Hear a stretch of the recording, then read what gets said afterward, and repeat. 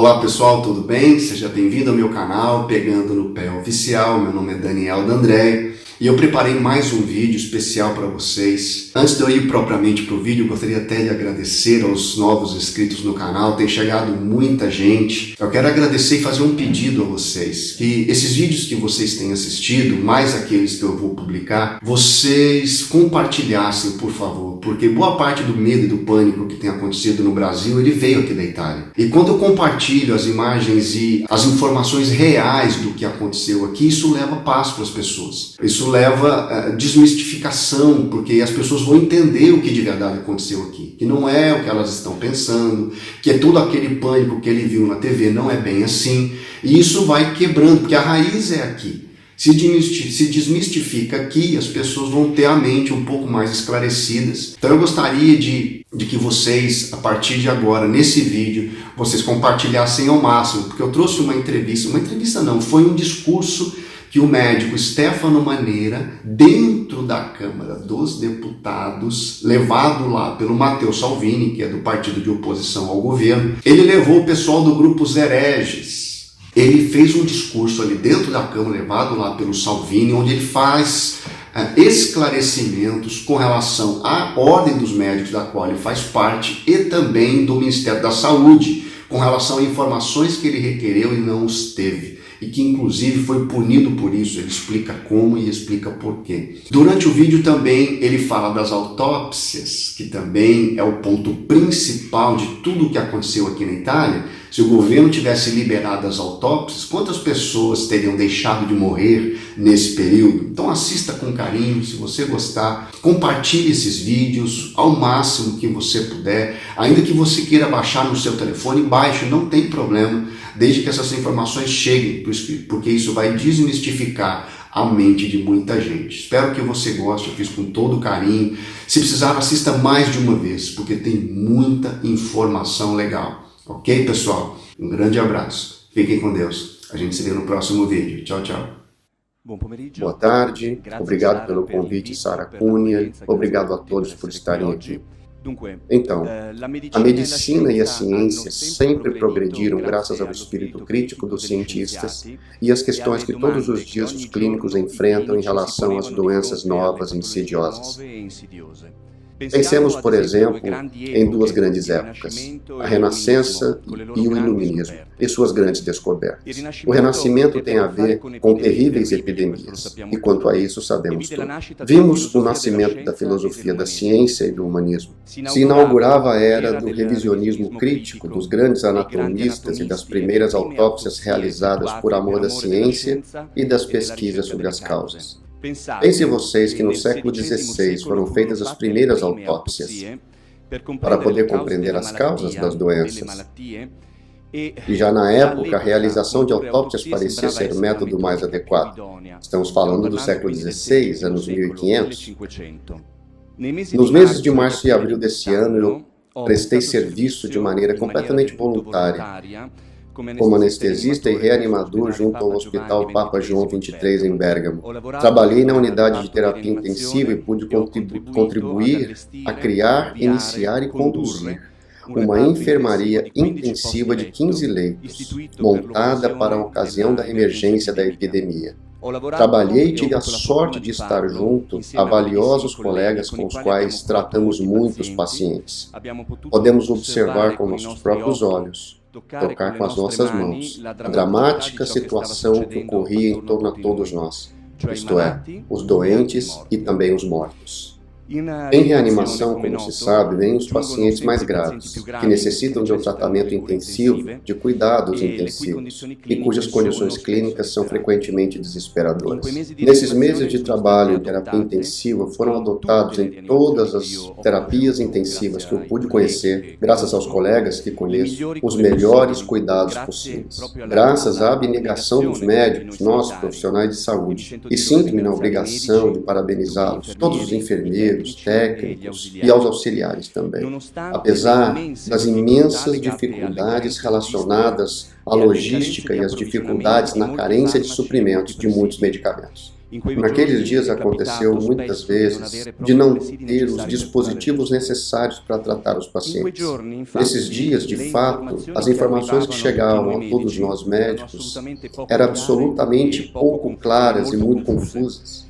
O sentimento comum, e nisso estamos todos nós de acordo, era que estávamos como que tateando no escuro, porque era difícil compreender a fisiopatologia da doença, porque se tratava de uma doença nova.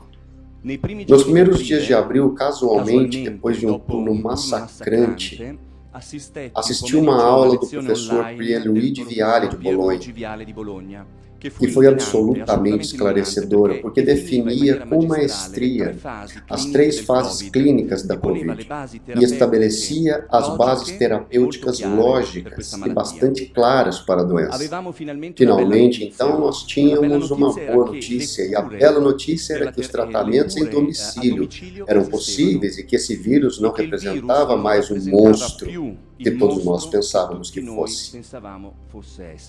Me perguntei, no entanto, naquele momento, por que aquela aula havia sido dada assim na surdina e por que essas informações, no meu entendimento, tão essencial, não havia ainda sido dada a conhecer a todos os médicos, sobretudo os médicos de base, os médicos de família.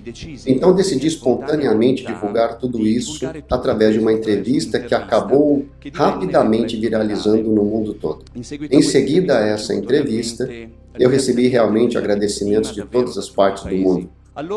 Portanto, agora é importante perguntarmos por que as autópsias, aquelas que já no século XVI eram feitas como padrão na investigação diagnóstica, por que essas autópsias foram desencorajadas, especialmente quando foi descoberto, algum tempo depois, que o SARS-CoV-2 causava tromboembolia pulmonar difusa, tratável através da administração, por exemplo, de heparina baixo peso molecular.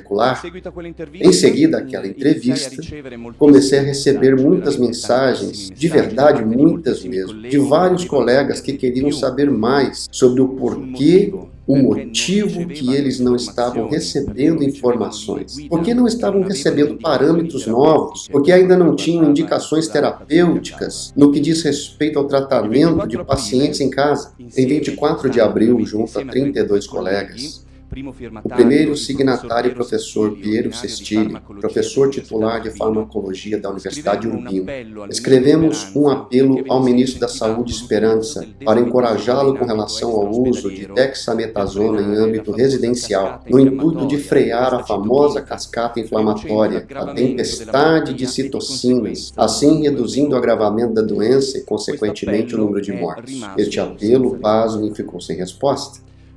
No entanto, 2 meses depois, o Reino Unido, através do British Medical Journal, anunciou ao mundo que o utilizo da dexametasona poderia desempenhar um papel fundamental em salvar vidas. Em 27 de abril, escrevi de próprio punho um e-mail para a ordem a qual pertenço, a Ordem dos Médicos, pedindo ao presidente indicações terapêuticas, e me declarei disponível para contribuir se necessário fosse, para sentarmos e discutirmos no sentido de fornecermos diretrizes aos nossos colegas, engajados na frente dos atendimentos em domicílio. Também este e-mail permaneceu até hoje sem resposta. Eu repito, esses pedidos, esses apelos ficaram sem quem os desse ouvidos. Portanto, não houve quem desse qualquer resposta. Todavia, uma resposta foi dada, porque em seguida, fazendo o meu trabalho como médico voluntário, no epicentro da Covid e as minhas declarações, a Ordem dos Médicos a qual pertenço, ao invés de me agradecer, decidiram abrir contra mim um processo disciplinar, porque na visão deles eu teria usado palavras inadequadas ou inconvenientes. O artigo 21 da nossa Constituição, amada e respeitada, cita que todos têm direito de expressar livremente seus pensamentos com palavras, por escrito ou qualquer outro meio de divulgação. Eu fiz exatamente isso, reportei estudos publicados, eu não inventei fatos ou notícias e não cometi nenhum delito. Também gostaria de dizer que, mais tarde, em 18 de fevereiro, recebemos através dos pesquisadores de Wuhan que havia sido publicado numa prestigiosa revista, Journal of Thrombosis and Hemostasis, um artigo intitulado Parâmetros anormais de coagulação está associada a um mau diagnóstico em pacientes com uma nova pneumonia por coronavírus. Aprendemos o que já vários estudos indicavam, que na alteração da coagulação estava grande parte do problema. Aprendemos sucessivamente que o verdadeiro problema clínico não era a pneumonia intersticial, mas a tromboembolia difusa a ela associada. Ficou evidente que tratar a desordem inflamatória, a famosa tempestade de citocinas, a cascata inflamatória e, portanto, a trombose, podia mudar drasticamente o padrão da patologia e que realmente poderia ter salvado muitíssimas vidas humanas. O que, ao contrário, não aconteceu. Hoje a clínica diz claramente que a Covid mudou muito. Pacientes que contraem o vírus e que entram no hospital devido ao coronavírus são poucos. E que pacientes que são internados em terapia intensiva são ainda menores. Os dados de hoje, se me lembro bem, são 40 pacientes internados em toda a Itália por Covid, para 8.000 leitos à disposição. Hoje sabemos que a emergência mudou e que as pessoas podem finalmente viver com um pouco mais de serenidade. Não digo certamente por mim, mas dizem os dados epidemiológicos. Dizem nossos ilustres professores universitários, como o professor Zangrillo, Clemente, Bassetti e muitos outros. Nós devemos necessariamente enviar às pessoas uma mensagem de esperança, uma mensagem de otimismo, como diz faz tempo o professor Guido Silvestre. Devemos, todavia, recordar devidamente que o lockdown e as mensagens de terror geraram na população uma grave emergência dentro da emergência. Isto é, uma grave psicose que precisamos gerir nos próximos meses e nos próximos anos, sejam nos adultos, sejam nas crianças, como destacaram 700 psicólogos e psiquiatras por meio de um comunicado extremamente rico e embasado de bibliografia científica, subscrito pela doutora Silvia Salesi, a quem agradeço, e que faz parte do grupo científico que tenho a honra de coordenar. A doutora Salesi, psicóloga, é responsável do Observatório Independente referente à saúde mental e bem-estar. O comunicado foi enviado ao presidente do Conselho de Ministros, Giuseppe Conte, aos ministros Azzolina e Speranza. Esperamos que pelo menos esse receba a devida atenção e a devida resposta institucional. Por isso, concluo. O trabalho a fazer é realmente tanto e enorme e muito cansativo. Os obstáculos são múltiplos, bem como as armadilhas postas por aqueles que deveriam nos proteger e nos ajudar.